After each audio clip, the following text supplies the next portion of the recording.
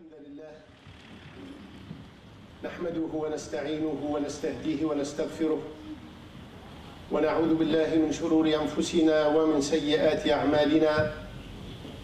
من يهد الله فلا مضل له ومن يضلل فلا هادي له، وأشهد أن لا إله إلا الله وحده لا شريك له، وأشهد أن محمدًا عبده ورسوله وصفيه من خلقه وخليله، بلغ الرسالة وأدى الأمانة ونصح الأمة وكشف الغمة وجاهد في سبيل الله حتى أتاه منه اليقين.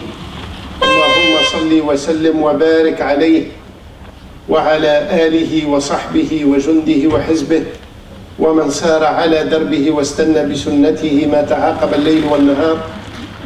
من يطع الله ورسوله فقد رشد، ومن يعص الله ورسوله فقد غوى، ولا يضر إلا نفسه ولا يضر الله شيئا.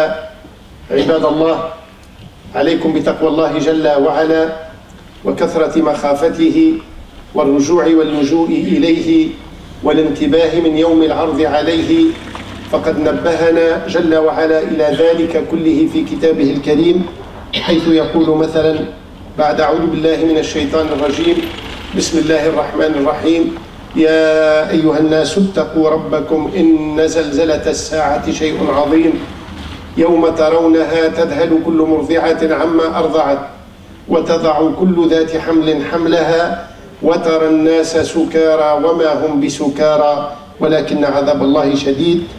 نسأل الله جل وعلا أن يجعلنا من أهل التقوى، وأن يبعد عنا غضبه وعقابه وسخطه وعذابه، وأن يفتح لنا أبواب الخير والفضل والرضا والمحبة منه والنجاح والفلاح في الدنيا والآخرة، وأن يأخذ بأيدينا وأيدي المسلمين جميعا إلى النصر في الدنيا والفوز في الآخرة.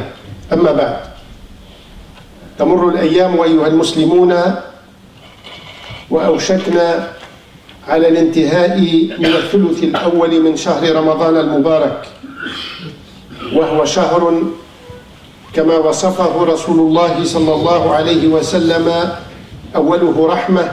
نسأل الله أن تكون قد تغمدتنا رحمته وعطاؤه في هذه الأيام، وأوسطه مغفرة.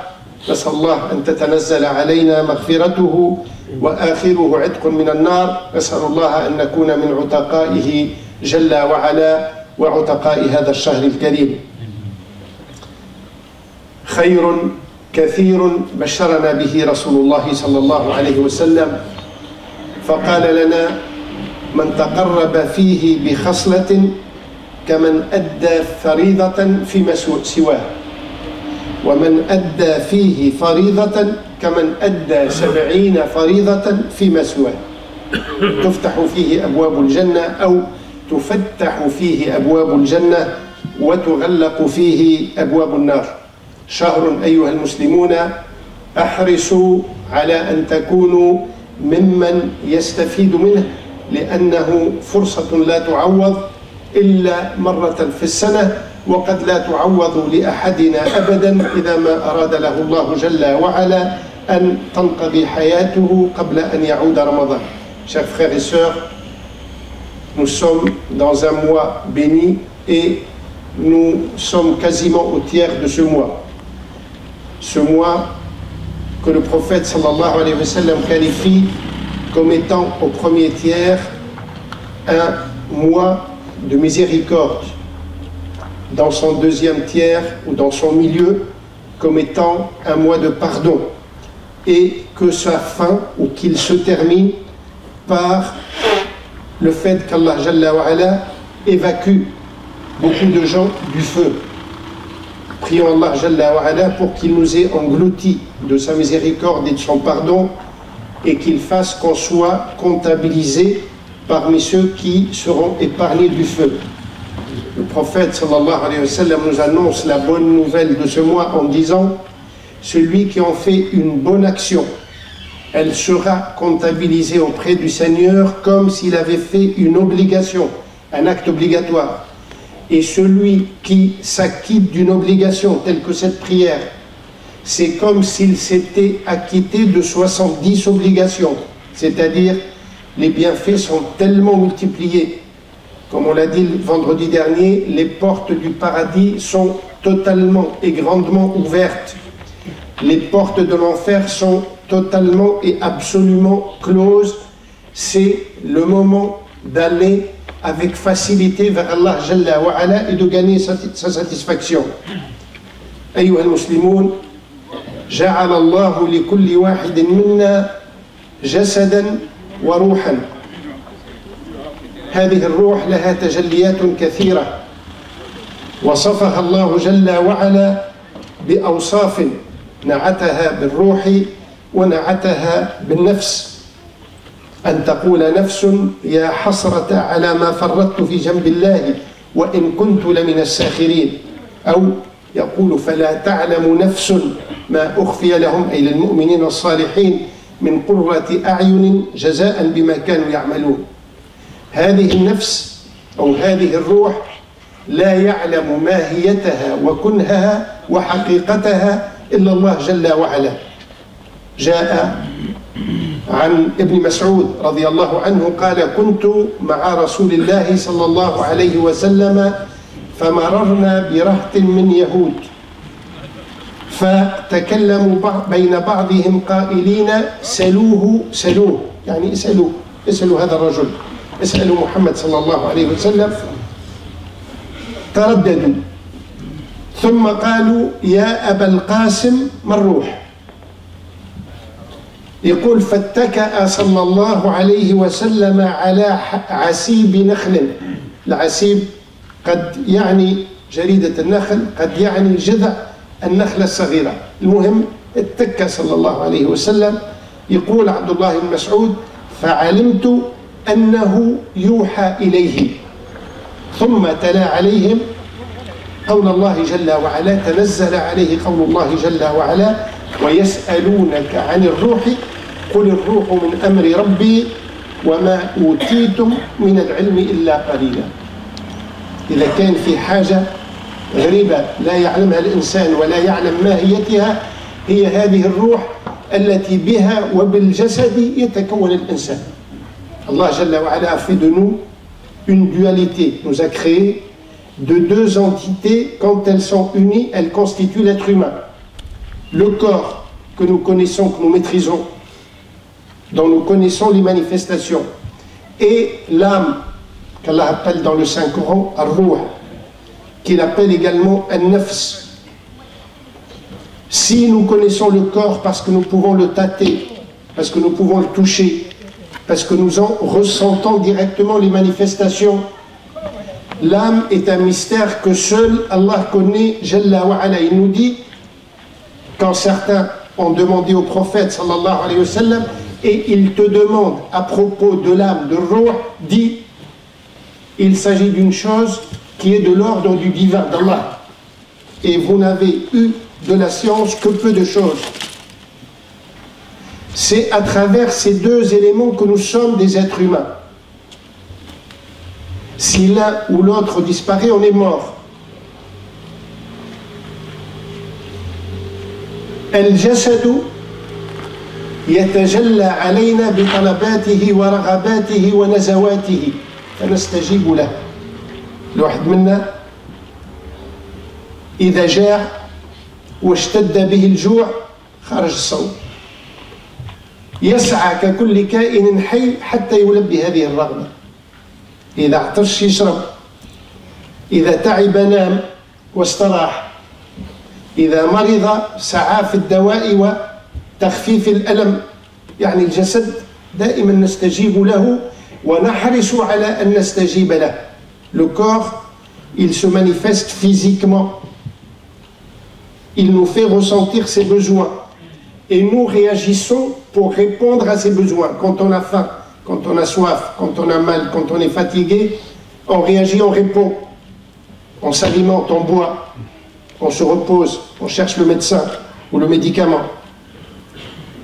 أما الروح فلا يستشعرها إلا المؤمن.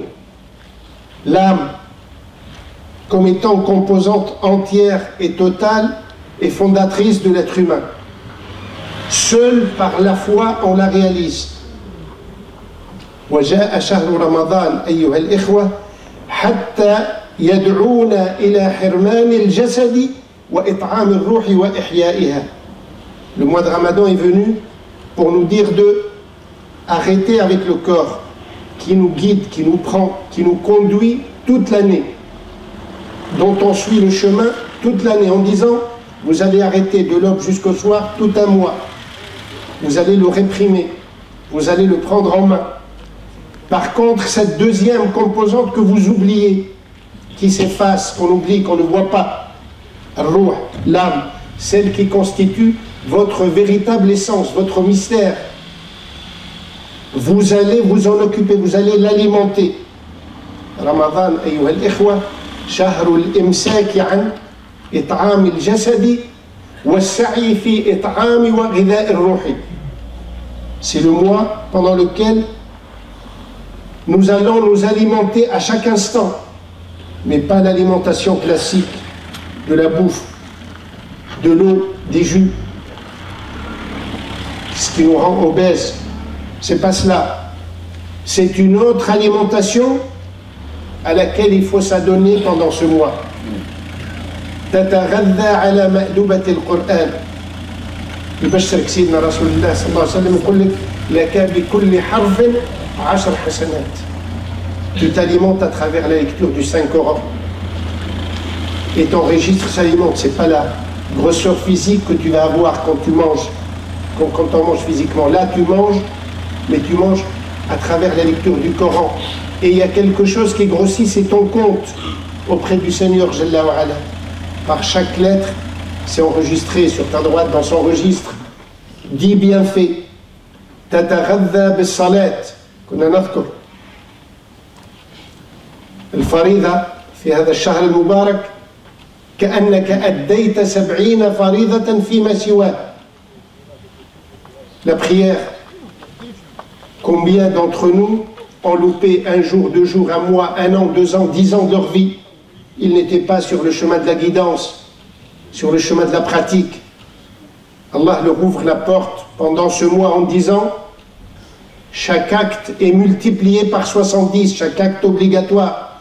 Donc tu t'alimentes à travers la prière obligatoire, mais à travers un nafila facultative, puisqu'il nous dit Man adda fihi khasla kaman adda faridatan fi ma siwa. Tu fais un acte facultatif pendant ce mois, c'est comme si tu as fait une obligation en dehors. Ce que tu as manqué, ce que tu as loupé quand tu étais détourné d'Allah Jalla wa Ala, c'est ton occasion de le rattraper pendant ce mois de bénédiction. Qu'Allah ouvre pendant ce mois. Il te donne la chance de te rattraper. تتغذى بالذهاب إلى المسجد بكل خطوة حسنة بكل خطوة تحط خطيئة. Tu t'alimentes quand tu viens à la mosquée le vendredi, mais en dehors, à chaque prière, le soir, parce qu'il te dit, il t'annonce que à chaque pas, tu montes une marche et tu effaces un méfait. Mais peut-être que c'est multiplié par 70. Allah donne et multiplie comme il veut, parce qu'on est dans le mois de Ramadan. تتغذى بالدعاء لأنه حق على الله جل وعلا أن يستجيب للصائم حتى يفطر. Tu t'alimentes à travers les invocations, les prières, parce que le prophète sallallahu alayhi wa sallam nous dit c'est une obligation. Et regardez cette générosité du Seigneur. C'est lui le Créateur, celui qui nous donne tout, et il s'impose des choses vis-à-vis de nous, alors que c'est lui qui détient tout. Haqqun alayhi, c'est un devoir, c'est une obligation d'Allah. Est-ce que Allah nous doit quelque chose? Absolument pas. C'est lui qui est la source de tout. Mais il nous dit Haqqun alayhi, c'est une obligation pour lui. Il se donne, il te donne cette promesse. Haqqun alayhi ayyuha al-ikhwa. Qu'il réponde à ton appel, à ton invocation quand tu es en état de jeûne. Donc c'est le moment de t'alimenter à travers les prières. Profite de la journée. Profite de certains moments. Sa'atul iftar, sa'at qaboul. Fa'akthiru fiha min ad-du'a. Le moment où tu vas t'alimenter à cet instant, à cet instant, demande à Allah de te pardonner quand tu vas mettre le petit quelque chose pour rompre dans la bouche. C'est un moment particulier que tu n'auras pas une autre fois. Il passe instantanément. Profites-en. C'est un repas extraordinaire de ton âme par rapport à ton Seigneur. تتغذى بالصدقة والعطاء فهي ب70 ضعفا في رمضان ومنها إفطار الصائم ومنها التبرع مما أعطاك الله لقد كان صلى الله عليه وسلم أجود الناس وكان أجود ما يكون في رمضان. Tu t'alimentes, tu alimentes ton âme pendant ce mois à travers le don, parce que tu extirpes de ton avarice, de ta volonté de garder pour toi, de cette envie de compter les sous qui montent dans le compte. C'est le moment de les sortir.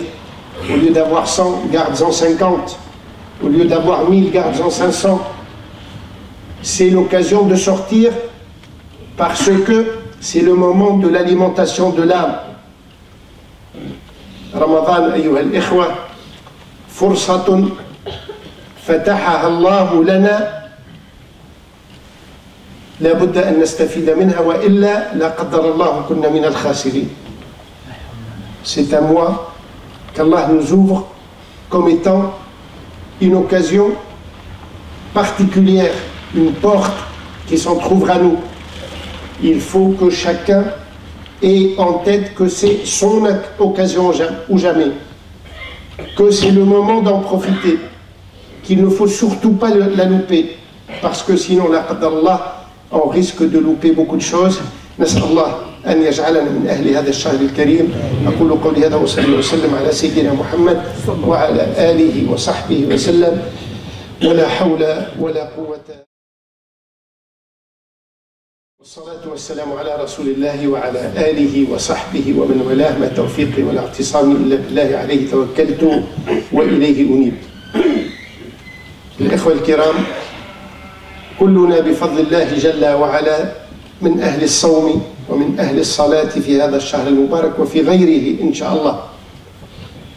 نحرص أن نأخذ بالأبواب الأخرى التي ذكرنا. نحرص أن نأخذ بكتاب الله في هذا الشهر تلاوة وعملا. نحرص أن نكون من أهل العطاء والفضل والإنفاق، لأن المال حبيب إلى النفس عزيز عليها. ربي يوصفنا يقول وتحبون المال حبا جما. الواحد منكم راه يكون يبغي الفلوس وكان يقدر يديرها في كرشه باش ما تضيعش. فرصة أيها الإخوة حتى نغالب أنفسنا. Profitons de ce mois. Alhamdoulilah, sur certains axes, nous le sommes. Nous sommes en train de jeûner, c'est un bienfait extraordinaire. Nous sommes à la mosquée, c'est un bienfait extraordinaire. Mais sur d'autres actions, prenons le dessus sur nous-mêmes. Ayons la force de nous surpasser en prenant le temps d'être proche du livre d'Allah. Consacrons un peu de temps pour le lire chaque jour, pour le méditer, pour y réfléchir, pour essayer de se rectifier le chemin et se mettre sur ses instructions, ses enseignements. Profitons également de ce mois pour combattre cette avarice, cette volonté ardente d'avoir de l'argent, des biens, d'amasser, de voir le compte qui monte. Nous le sommes tous, moi le premier, dans cette envie de se satisfaire, de voir un peu plus d'économie. Profitons de ce mois pour faire de l'économie de l'autre côté. Sortons cet argent. C'est pour ça, en exemple, je l'ai signalé hier soir, on va essayer que tous les jours du mois de Ramadan, on s'offre l'occasion de donner. Tous les vendredis, tous les samedis, Il y a des frères qui viennent d'ailleurs, des associations telles pour aider les Palestiniens qui sont dans le besoin, l'autre pour aider les Syriens, l'autre pour aider des nécessiteux dans le monde tels que le Secours islamique ou bien d'autres associations. On va leur ouvrir l'occasion de faire des collectes ici à la mosquée le vendredi à la place de notre mosquée, de la collecte qu'on fait au profit de notre mosquée, et le samedi pendant Tarawih, pendant la petite pause de Tarawih, juste avant Salat el-Isha. Mais on va s'offrir l'occasion pour nous et au profit de notre mosquée de faire une collecte tous les soirs, tous les Tarawih, pour qu'on se donne l'occasion d'être de véritables donateurs tous les jours. Chouïa ou la bzaf, peu ou beaucoup, chacun en fonction de ses moyens. Je ne vais pas dire en fonction de sa générosité, on va essayer d'être généreux tous, Inch'Allah, mais chacun en fonction de ses moyens. C'est l'occasion. Armez-vous de moyens de paiement tous les soirs. Quelques sous, les jabla, le chéquier, la carte bancaire, il y a les appareils pour cela. Mais combattons cette envie de garder. Essayons d'être tous les jours, ne serait-ce qu'un euro, des donateurs. Ça nous sera quelque chose qui nous rendra heureux demain, Inch'Allah. نسأل الله أن يجعلنا من أهل ذلك. أقول قولي هذا وأصلي وأسلم على سيدنا محمد وعلى آله وصحبه وسلم. اللهم اغفر لنا ذنوبنا وإسرافنا في أمرنا وثبت أقدامنا وانصرنا على القوم الكافرين. اللهم آتنا في الدنيا حسنة وفي الآخرة حسنة وقنا عذاب النار وأدخلنا الجنة مع الأبرار يا عزيز غفار رب اغفر وارحم واعف وتكرم وتجاوز عما تعلم إنك أنت الله العز الأكرم.